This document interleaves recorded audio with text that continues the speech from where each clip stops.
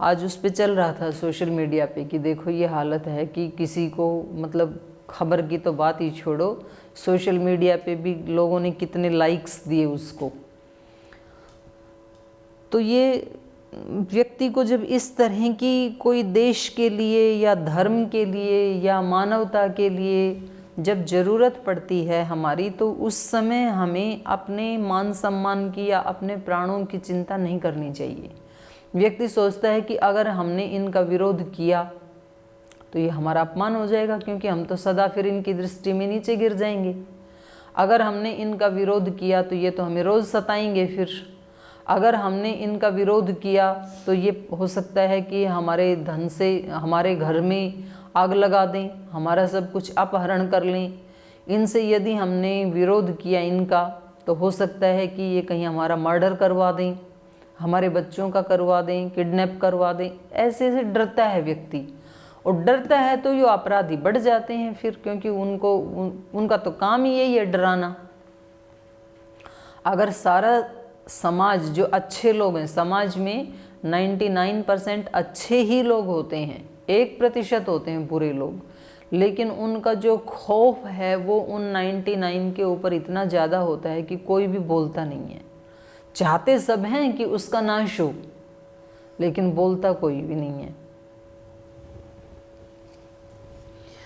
वेद के जो मंत्र हैं, संध्या करते हैं, वहाँ पर भी जो मंत्र आते हैं मनसा परिक्रमा के, यो अस्मान द्वेष्टि, तो यह एक वचन है वहाँ पर, और अस्मान बहुवचन है, अर्थात द्वेष करने वाला एक है और हम ज़्यादा हैं। यो अस्मान द्वेष्टि, यम च वयम द्विष्मे, और यम जिसको, वयम द्विष्मे हम द्वेष करते हैं।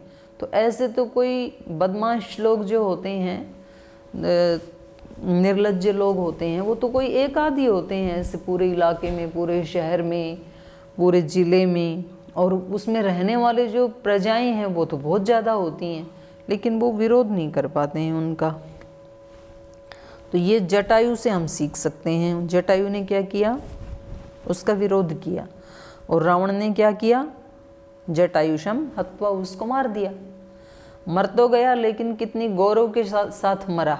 मरना तो वैसे भी था, और 4 साल बाद मर जाता, लेकिन वो मौत भी उसको सदा सदा के लिए जिंदा बना के चली गई। वो जीवित रहेंगे, जब तक राम जीवित रहेंगे तब तक जटायु भी जीवित रहेंगे। तो धर्म के लिए जो अपनी जान भी दे दे, तो जब तक धर्म रहेगा तब तक वो व्यक्ति भी जिंदा रहेगा। धर्म के लिए कोई अपने परिवार को भी आहूत कर दे, तो जब तक धर्म रहेगा तब तक उसका परिवार जिंदा रहेगा। गुरु गोविंद सिंह के बच्चों को दीवार में चिनवा दिया, तो देश धर्म के लिए उन्होंने अपना परिवार ही आहूत कर दिया, और उनकी माँ को सामने बांध दिया कि वो देखे उनको दीवार में चिनते हुए, और गुरु को भी बुला लिया ताकि वो अपनी औलाद को जब ऐसे दीवार में चिनता हुआ देखे जाएं। तो पहले घुटनों तक ईंटें लगाई गई, पेट तक आ गई, फिर पूछे, बोले अभी भी देख लो, फिर छाती तक ईंटें चिनते चिनते आ गई। इतने मासूम बच्चे, इतने सुंदर प्यारे प्यारे बच्चे, तो यहाँ तक भी जब चिनते चिनते आ गए, माता पिता दादी उनको सामने बांध के रखा हुआ है, बोले अभी भी बोलो, बोले हमारा फैसला नहीं बदलेगा। माँ की आंख से आंसू नहीं आ रहे। ये जो नारी है ये बहुत कोमल हृदय वाली भी है, लेकिन ये इतना ज़्यादा बलवान हृदय वाली भी है कि जब ये अपने उस दैवी स्वरूप को धारण करती है तो कोई उसको डिगा नहीं सकता है। फिर वो पुरुषों पे भी, कई हजारों पुरुषों पे भी भारी पड़ जाती है, फिर कितनी क्रूरताओं पे भी वो भारी पड़ जाती है। फिर पूरे का पूरा चिन दिया, तो अपना पूरा परिवार आहूत कर दिया देश के लिए उन्होंने। लेकिन तो भी जब तक धर्म रहेगा, जब तक देश रहेगा, तब तक उनका परिवार अमर हो गया। जाना तो वैसे भी था, पता नहीं कितने बच्चे आए, कितने गए, कितने राजा रानियां आए, कितने गए। तो यहाँ जटायु का जो उदाहरण है ये उसका अपने व्यक्तिगत जीवन का है कि उसने अपना खुद का जीवन भी धर्म के लिए न्यौछावर कर दिया, क्योंकि किसी निरपराधिनी नारी का हरण किया जा रहा था एक दुष्ट राक्षस के द्वारा, तो उन्होंने अपने मरते दम तक उसका विरोध किया। तो इस प्रकार जटायु का वध करके रामस्य भार्याम जहार, रावण उठा ले गया। गृध्रम च निहतं दृष्ट्वा हृतां श्रुत्वा च मैथिलीं राघव शोक संतप्त विललाप कुलेन्द्रियः। तो कह रहे हैं इस प्रकार जब वो उसको तो मार दिया, वो तो गया ही मरने के लिए था, मारीच जो है वो जाता रहा, तो श्री राम थोड़ी देर तो उसके पीछे दौड़े उसको पकड़ने के लिए। बाद में श्री राम को तो समझ में आ गया कि ये तो कोई प्राणी तो है नहीं, क्योंकि वो कभी किसी झाड़ी में छिपता, अदृश्य हो जाता, फिर तुरंत प्रकट हो जाता, फिर अदृश्य हो जाता। तो फिर उन्होंने समझ लिया कि ये जरूर कोई असुर है, मायावी असुर है ये। अगर कोई प्राणी होता तो अदृश्य कैसे हो सकता था। तो उससे पहले उन्होंने अपना बाण नहीं चलाया था, क्योंकि वो पकड़ने के लिए गए थे, मारने के लिए नहीं गए थे। लेकिन जब उन्होंने देखा कि ये तो कोई मायावी राक्षस है, तो राक्षसों का वध करना वो तो उनका मिशन ही था, तो उन्होंने तुरंत अपने बाण के ऊपर जो धनुष के ऊपर बाण चढ़ाया और उसका वध कर दिया। तो जब वो मरा तो उसके मुख से निकला हाय राम, हे लक्ष्मण। तो वो भी उसकी चाल ही थी, कुटिल नीति ही थी। तो राम कहा इसलिए तो उसका कल्याण हो गया, और उसने कहा हाय लक्ष्मण जोर से चिल्लाया, और श्री राम की आवाज़ में ही चिल्लाया। तो इधर सीता को लगा कि कोई उनके ऊपर आपत्ति आई है, तो लक्ष्मण उधर जा रहे हैं उस वन की तरफ, और श्री राम उसको मार के वापस आ रहे हैं। तो वो पूछते हैं कि तुम क्यों आ गए, उसको तो मैंने मार डाला, वो तो मारीच नाम का असुर था। तो उसने तो मरते समय स्वयं स्वीकार किया कि मुझे तो रावण ने भेजा है, और तुम अब वापस अपने आश्रम में, अपनी कुटिया में जाओ, आप मैथिली को संभालो, कहीं उसको कोई हानि ना हो जाए। तो पूछते हैं कि आप उसको क्यों अकेला छोड़ के आए। तो फिर जब दोनों वापस आते हैं तो वो क्या देखते हैं, गृध्रम च निहतं दृष्ट्वा, जटायु गिद्ध तो वहाँ पर मरा पड़ा है। गिद्ध की स्पेशलिटी ये होती है कि उसकी दृष्टि जो है ना वो बहुत दूर तक देखने वाली होती है। तो इन्हीं के ही जो भाई थे उन्होंने ही हनुमान जी को बताया था कि सीता माता कहाँ है, क्योंकि समुद्र जहाँ पृथ्वी का अंत आ गया, समुद्र आ गया, तो वहाँ हनुमान जी तो बैठ गए थे शोक संतप्त होकर के कि भाई मैं तो सीता माता की खोज तो कर नहीं पाया, और अब मैं बिना कार्य की सिद्धि किए अपने स्वामी को जा कर के क्या मुँह दिखाऊं खाली हाथ जा कर के। तो इससे अच्छा तो यही है कि मैं यहीं अग्नि समाधि ले लेता हूँ, अपने शरीर को योग अग्नि में भस्म कर देता हूँ।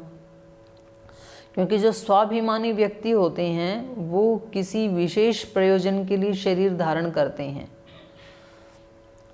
तो उनका एक नारा होता है देहम व पातयेयम लक्ष्यम व प्राप्तयेयम, या तो मर जाऊंगा या तो कर जाऊंगा, या तो शरीर मेरा नष्ट हो जाएगा या तो लक्ष्य को प्राप्त कर जाऊंगा। उसके अतिरिक्त इस शरीर का कोई प्रयोजन नहीं है अगर वो लक्ष्य नहीं मिला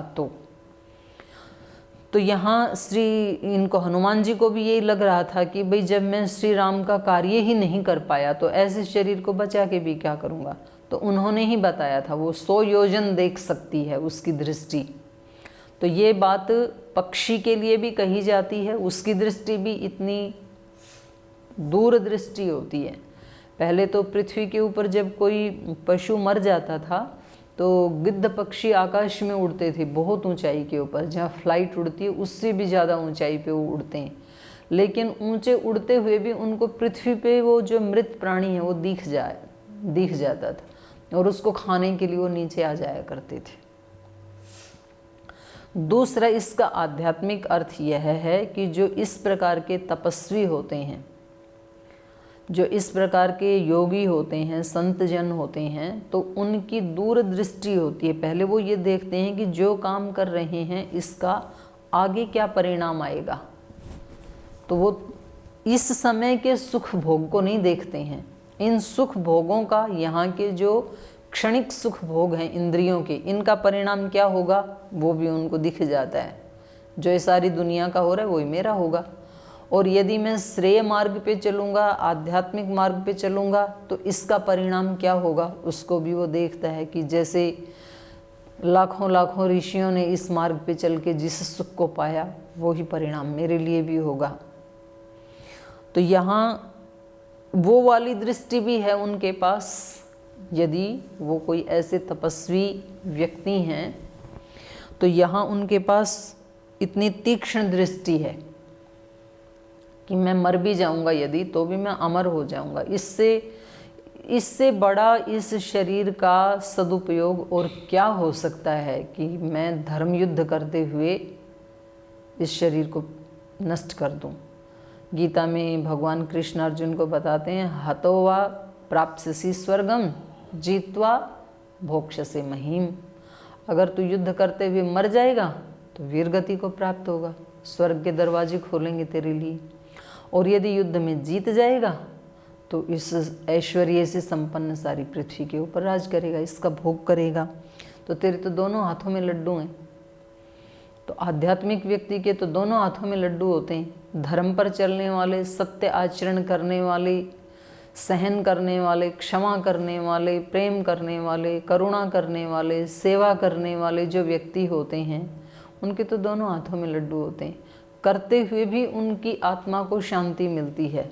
श्रेष्ठ आचरण, शरीर को तो कष्ट होता है, आत्मा को शांति मिलती है। इंद्रियों को तो कष्ट होता है लेकिन हृदय को अच्छा लगता है। तो करते हुए भी अंदर से एक शक्ति की अनुभूति वो करता है और उसके परिणाम का भी अच्छा ही आएगा। अच्छा बीज बोया है तो परिणाम भी निश्चित रूप से अच्छा ही आएगा। तो दोनों ही दृष्टि से अच्छा है। तो ऐसे ही यहाँ गृध्र की भी, जटायु की भी दूरदृष्टि है, इसलिए उन्होंने युद्ध करना उचित समझा है। तो जब ये वापस आ रहे हैं तो निहतम च गृध्रम दृष्ट्वा, गिद्ध को तो उन्होंने मरा हुआ पाया वहाँ पे, और हृताम च मैथिलीम श्रुत्वा, पहले वो निहत हैं, मतलब पूरे मरे नहीं हैं, अभी मरने के पास हैं। तो उन्होंने उनको बताया कि मैथिली का हरण हो गया है। हृताम च मैथिलीम श्रुत्वा, नहीं तो उनको कौन बताता, गृध्र ने ही बताया उनको कि ऐसे ऐसे ये जो मारीच नाम का मायावी राक्षस था तो ये इनकी चाल थी। ये आप दोनों भाइयों को दूर लेके गया और इसके साथ ही रावण इधर आया था और वो रावण मैथिली को, मिथिला में पैदा होने वाली मैथिली, तो माता जानकी को, सीता माता को वो हर के ले गया है। तो हृताम च मैथिलीम श्रुत्वा, मैथिली का हरण सुन करके, निहतम च गृध्रम दृष्ट्वा, और निहत हुए, आहत हुए, मतलब बहुत ज़्यादा वो मृत्यु के समीप था, इतना आहत था। माना कि ये संदेश देने के लिए ही उसकी सांसें बची हुई थी और ये संदेश देते ही वो प्राण छोड़ दिया उन्होंने। राघव शोक संतप्त, तो ये दोनों ही ऐसी अप्रत्याशित घटनाएं थी, मतलब एकदम से, क्योंकि अभी 13 वर्ष तो पूरे हो चुके थे, मात्र 1 वर्ष बचा था। तो लगभग अपने मिशन के पास पहुंच गई थी, क्योंकि मिशन था इनका असुरों का नाश करना। तो उनमें से एक रावण वाला नाश करना केवल बाकी बचा था। तो कई बार ऐसे होता है कि व्यक्ति काफ़ी साधना कर लेता है, काफ़ी लंबे संघर्ष को पार कर लेता है, लेकिन फिर छोटी सी जगह पे अटक जाता है। तो जैसे जैसे पहाड़ की चढ़ाई बढ़ती जाती है तो वैसे वैसे वहाँ पर ताकत भी ज़्यादा लगनी शुरू हो जाती है और वैसे वैसे वहाँ उसको ऑक्सीजन की कमी महसूस होने लगती है। इसलिए जितनी ज़्यादा ऊंचाई पे जाएगा तो उतनी उसको ज़्यादा शक्ति की आवश्यकता पड़ती है। छोटा सा चढ़ाई चढ़नी है तो सामान्य व्यक्ति भी चढ़ जाएगा। जितनी बढ़ती जाएगी उतनी एनर्जी भी ज़्यादा चाहिए होती है और आदमी उस समय हिम्मत हारता है। जो लोग वहाँ पर पहुँचे, एवरेस्ट पे पहुँचे, तो उन लोगों ने अपने जो अनुभव सुनाए कि बस मात्र हमारे से 10, 20, 30 फीट की ऊंचाई बाकी बची थी और उस समय हमारी हालत ये हो गई कि प्राण अब गए तब गए। उस समय रास्ता इतना तंग हो गया कि अब एक कदम भी आगे नहीं बढ़ा जाएगा। तो जब ऐसे बोलते हैं कि जब बहुत ज़्यादा घनघोर काली घटाएं छा जाएं और ऐसे लगे कि इस संसार में सूर्य का तो अस्तित्व ही नहीं है, सूर्य को पता नहीं कहाँ छिपा देती हैं वो काले घने बादल, तो समझ लेना कि अब जल्दी ही बारिश आने वाली है।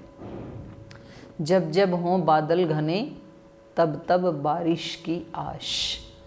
जब जब जीवन में बहुत ज़्यादा संघर्ष आ जाएं, बहुत कठिनाइयाँ आ जाएं, बहुत आप अपने आप को चारों तरफ से घिरा हुआ समझें, तो समझना कि कोई बड़ा दरवाज़ा खुलने वाला है आपके लिए।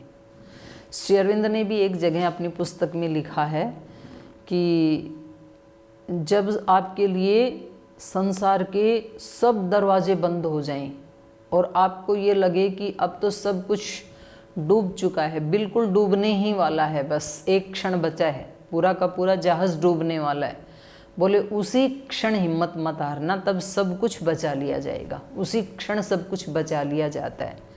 तो ऐसी भगवान की व्यवस्था है कि जो उसके नाम के ऊपर अपने जीवन को छोड़ता है और उसके भरोसे पर, उसकी न्याय व्यवस्था के ऊपर वो एक ईमानदारी का, सच्चाई का, पवित्रता का, सेवा का, समर्पण का, अभिप्सा का जीवन जीता है, तो उसके ऊपर आरोप प्रत्यारोप तो बहुत लगते हैं, उसके ऊपर अत्याचार भी बहुत होते हैं, उसको बहुत अपमान भी सहन करने होते हैं, लेकिन भगवान उनको नष्ट नहीं होने देते हैं। न मे भक्त प्रणश्यति। श्री माता जी जो श्री अरविंद आश्रम में रहती थी, उन्होंने एक जगह लिखा है कि आज लोग मेरे को एक दिव्य आत्मा समझते हैं, एक अवतारी आत्मा समझते हैं, लेकिन मैंने अपने जीवन में विष के घूंट नहीं पिए, विष के घड़े पिए हैं, अपमान के घूंट नहीं पिए मैंने कि एक दो गिलास पिया होगा या एक दो घूंट पी होगी, अपने जीवन में घड़े के घड़े अपमान के सहे हैं मैंने, माने अत्यंत अपमान सहा है। किसी एक व्यक्ति को मैंने सुना, बोले मैंने जो जितने अश्रु भगवान के लिए निकाले हैं उन सब को यदि इकट्ठा किया जाए तो एक तालाब बन जाएगा, इतना ज़्यादा मैंने किया है। तो ये जब भी मतलब इस तरह का जीवन में ऐसा वो बने, तो श्री राम के 13 वर्ष तो पूरे हो चुके थे, तो अभी तो बिल्कुल मंजिल के पास ही थे, लेकिन उसी समय ये ऐसा हो गया कि मतलब जिसकी कल्पना भी नहीं है कि सीता माता का हरण होना एक सामान्य व्यक्ति के लिए भी कितने अपमान की बात है और कितने दुख की बात है। और यहाँ तो ऐसी जो प्राण के समान हित करने वाली पीछे आया, सीता माता के लिए जो विशेषण आया कि वो श्री राम का कैसे हित करती हैं, प्राण की तरह, यहाँ आया था देखो,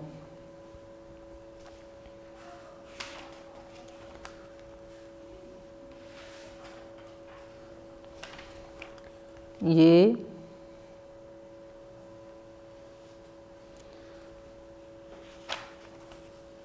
श्लोक नंबर 26 में, रामस्य दयिता भार्या नित्यम प्राण समाहिता।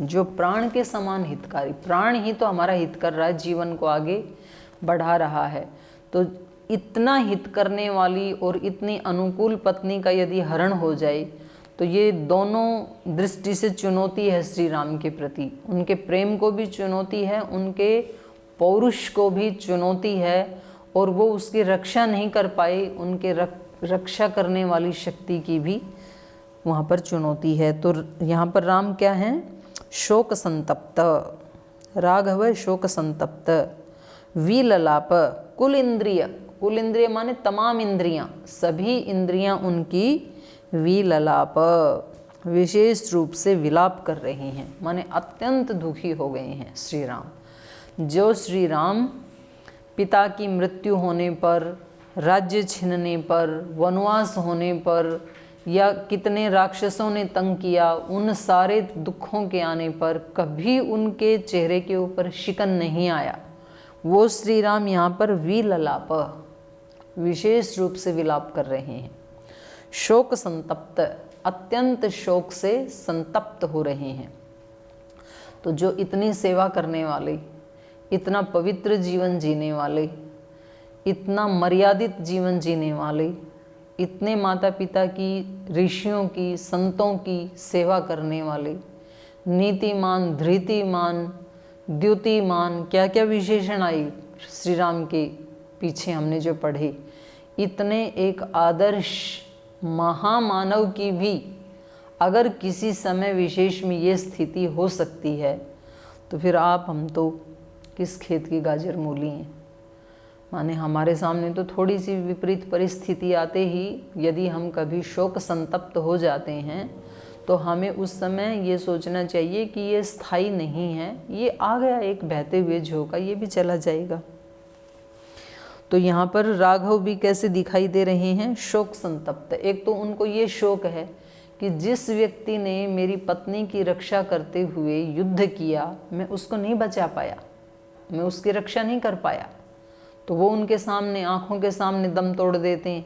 और दूसरी तरफ जो मेरे लिए, मेरे सुख के लिए अपने सारे सुखों का त्याग करके मेरे पीछे पीछे वन में चली आई थी, इतना हित करने वाली, इतनी अनुकूल पत्नी की भी मैं रक्षा नहीं कर पाया, तो इस दृष्टि से वो शोक संतप्त हैं। क्योंकि जो ऐसे स्वाभिमानी व्यक्ति होते हैं तो कभी भी वो किसी भी परिस्थिति में उनकी हार नहीं होती, पराजय नहीं होती है। और अगर उनको कभी एक क्षण के लिए भी ऐसे लगे कि भाई ये तो बहुत बड़ी चुनौती है मेरे सामने, तो फिर उनको बहुत ज़्यादा व्यग्रता होती है मन में। ततः तेनैव शोकेन गृध्रं दग्ध्वा जटायुषं मार्गमाण वने सीतां राक्षसं संददर्शः कबंधम नाम रूपेण विकृतं घोरदर्शनं तम निहत्य महाबाहु ददाह स्वर्गतश्च सह। तो कह रहे हैं ततः, तो थोड़ी देर तो उनकी कुलेंद्रिय सभी इंद्रियां विललाप करने लगी, बहुत ज़्यादा वो व्याकुल हो गई थोड़ी देर के लिए तो, लेकिन फिर अपने कर्तव्य के लिए उन्होंने अपने आप को तैयार कर लिया। तो ये यहाँ से हमें ये भी शिक्षा मिलती है कि चलो कभी यदि हमें ऐसा कहीं अज्ञान का, अंधकार का, अपमान का, कहीं प्रतिकूलता का सामना करना पड़े और हमें ये कभी ये लग जाए कि अब नहीं उठा जाएगा, तो थोड़ी देर के लिए ऐसा लगा तो भी फिर थोड़ी देर के बाद अपने आप को हमें संभाल लेना चाहिए, जैसे कि श्री राम ने अपने आप को संभाल लिया। आत्मना एव आत्मना बंधु, कोई दूसरा आके संभालेगा हमें, ऐसी हमें प्रतीक्षा नहीं करनी चाहिए। क्योंकि यहाँ इनको पता है कि वन में कौन आकर के अब हमें ढांढस बंधाएगा, कौन आकर के संभालेगा, हमें खुद ही संभालना है अपने आप को, हमें खुद ही अपने कर्तव्य का चयन करना है। तो ये बात केवल श्री राम के लिए नहीं है, हम सब आत्माओं के लिए है। हर व्यक्ति को अपना उद्धार खुद ही करना पड़ता है, और जितना जितना हम दूसरे के डिपेंड रहेंगे ना, उतना उतना हमारा कष्ट और ज़्यादा बढ़ता चला जाएगा।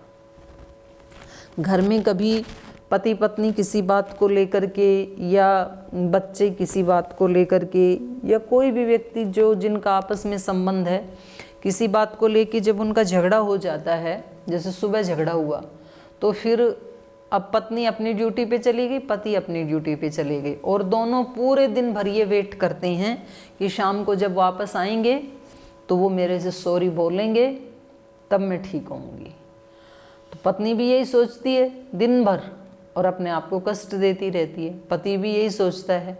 और शाम को जब दोनों घर आते हैं तो फिर दोनों का अहंकार ये कहता है कि पहल इसको करनी चाहिए, पहले ये सॉरी बोलें। दूसरे को भी लगता है पहले ये सॉरी बोलें। अब घर आने के बाद आमने सामने हैं तो भी नहीं बोलते हैं, क्योंकि अहंकार कहता है कि इन्होंने मेरे को दर्द दिया था ना, तो ठीक भी तो यही करेंगे, ये एक बार सॉरी बोल दें तो मैं सारा भूल जाऊं।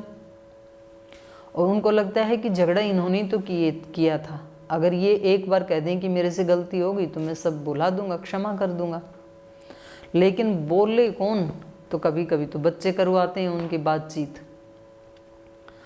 लेकिन कभी ना कभी करनी पड़ती है, तो दोनों में से एक को तो झुकना ही पड़ेगा। तो जब देर या सवेर और झुकता वो है जो ज़्यादा शक्तिशाली होता है। ये पहचान है। तो जब हमें ये पता लग जाए कि भाई ये मेरे मन को मुझे ही ठीक करना है, तो फिर पूरे दिन भी दुखी करने से, उस दुख को बढ़ा के फिर भी तो ठीक किया ही। तो कोशिश तो यही करनी चाहिए कि उसी समय मतलब जितना जल्दी हो सके अपने आप को संभाल लें, अपने आप को ठीक कर लें और परिस्थिति को भी ठीक कर लें। अगर वो चेंज करने योग्य है, उस चीज़ को यदि बदला जा सकता है तो फिर कैसे बदलें, अब करना क्या है, ये क्यों हुआ, इसके ऊपर ज़्यादा नहीं समय बर्बाद करना चाहिए। हो तो गया जो भी हुआ, अब इसको कैसे ठीक किया जाए, इसके ऊपर ज़्यादा चिंतन मनन करना चाहिए। मेरे कपड़े के ऊपर कोई दाग लग गया, किसी ने कोई चीज़ डाल दी, किसी ने चाय डाल दी, अब वो चाय मैंने डाली या दूसरे ने डाली, उसकी कोई बात नहीं, डल गई ना। लेकिन अब इस दाग को निकालना कैसे, इस गंदगी को साफ कैसे करना है, ये सोचना चाहिए, बजाय इसके कि उस व्यक्ति के साथ झगड़ा करने से। आपने मेरे को धक्का मारा इसलिए मेरे हाथ से गिरी, या आपने गिरा दिया, क्यों गिरा दिया, कैसे गिरा दिया, तो उससे तो कुछ, ये तो हटेगा नहीं। अब ये तो गिर चुका है। जो परिस्थिति आ चुकी है हमारे जीवन में, उसको नहीं बदला जा सकता है। उसको वापस कैसे ले जाओगे आप? जो क्षण इस समय वर्तमान में चल रहा है वो कभी भी भूतकाल में नहीं जाएगा। आप उसको दोबारा, किसी युवा व्यक्ति को बच्चा बनाया जा सकता है क्या? कभी भी नहीं। एक बार जो युवा बन गया, अब वो वृद्ध तो बन सकता है, वापस बच्चा नहीं बन सकता है। एक बीज से जो अंकुर निकल गया, अब वापस उसको बीज नहीं बना सकते हैं आप। अब तो वो बड़ा वृक्ष बनेगा, फिर उसके ऊपर फूल आएंगे, फिर फल आएंगे, उन फलों में से उसका जैसा ही बीज निकलेगा। तो अब तक तो, अभी तो वहाँ वेट करनी है और इसको बड़ा करने की कोशिश करनी है जो बीज चाहिए। तो अब बीज को निकालने की, कि मुझे तो ज़मीन में से वही मेरा वाला बीज चाहिए, मुझे तो वही प्रेम चाहिए जो शादी वाले दिन करता था। वो दिन आएगा ही नहीं वापस। अभी आज की डेट में, आज की इन परिस्थितियों में ये कैसे सुलझ सकता है? मेरे को तो वही वाली सास चाहिए जो मैं पहले दिन शादी करके आई थी और जो मेरी आरती उतार रही थी थाल लेकर के, वही चाहिए। ये वो तो बीत गई, कितने दिन कितने वर्ष हो गई। आज वाली को कैसे डील करना, ये देखना पड़ेगा। मेरे को तो वही वाली बहू चाहिए जिसने आते ही मेरे चरण छुए थे और मेरा इतना सम्मान करती थी। वो तो गई, वो आ ही नहीं सकता है वो दिन। आज वाली जो सामने, उसको कैसे हैंडल टैकल करना है, उसकी बात सोचो। तो यहाँ श्री राम का चरित्र दिखा रहा है। ततः तेनेव शोकेन गृद्धम दग्ध्वा जटायुषम। शोक से संतप्त तो हुए, लेकिन तुरंत अपने कर्तव्य को उन्होंने पहचाना कि अब मेरा कर्तव्य ये है कि जिन्होंने मेरे लिए, मतलब मेरी पत्नी की रक्षा के लिए अपने प्राणों की आहुति दी है, तो सीता को बाद में देखेंगे, पहले मुझे इनका अंतिम संस्कार करना चाहिए, इनकी अंत्येष्टि करनी चाहिए। नहीं तो ये भी कभी, ये तो मर ही चुका, बाद में देख लेंगे इसको, तो पहले सीता को खोजें, ऐसा नहीं किया। तो ये होता है अपने कर्तव्य का चयन करना अधिकार से पहले। तो बड़ा सुंदर और हृदय स्पर्शी प्रसंग चल रहा है, इसकी कल चर्चा करेंगे। आज यहीं इसको विराम देते हैं।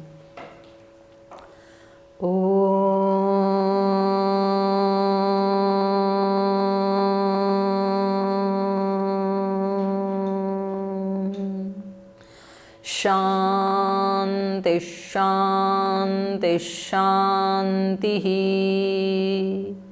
श्री गुरुभ्यो नमः।